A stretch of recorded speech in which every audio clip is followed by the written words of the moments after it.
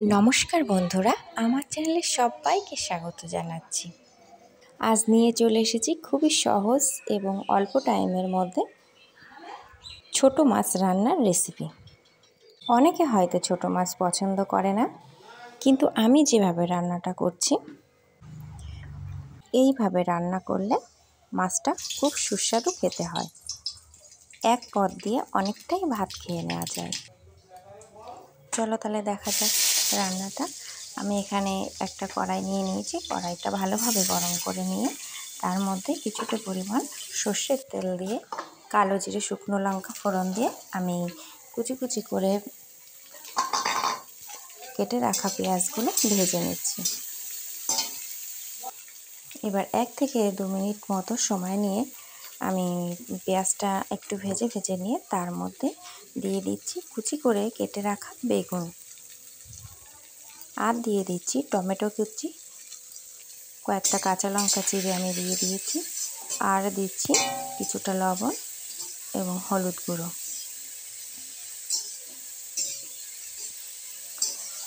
এবারে আমি খুন্তি দিয়ে ভালোভাবে সব উপকরণগুলো নেড়ে চেড়ে একটু ভাজা ভাজা করে নেব। আর এদিকে আমি মাছগুলো দেখিয়ে দিয়েছি, ছোট ছোট চ্যাং মাছ। এটা আমি কাঁচায় ভাজবো না, মাছটা কাঁচা অবস্থাতেই রান্না করব। আমি কড়াইতে মাছগুলো দিয়ে দিয়েছি, দিয়ে খুন্তি দিয়ে ভালোভাবে নাড়াচাড়া করে নিচ্ছি। গ্যাসের ফ্লেমটা আমি এই সময় মাঝারিতে রেখে দিয়েছি। এইভাবে আমি 5 মিনিট সময় নিয়ে আমি একটু মশলার সাথে মাছটা একটু ভাজা ভাজা করে নেব।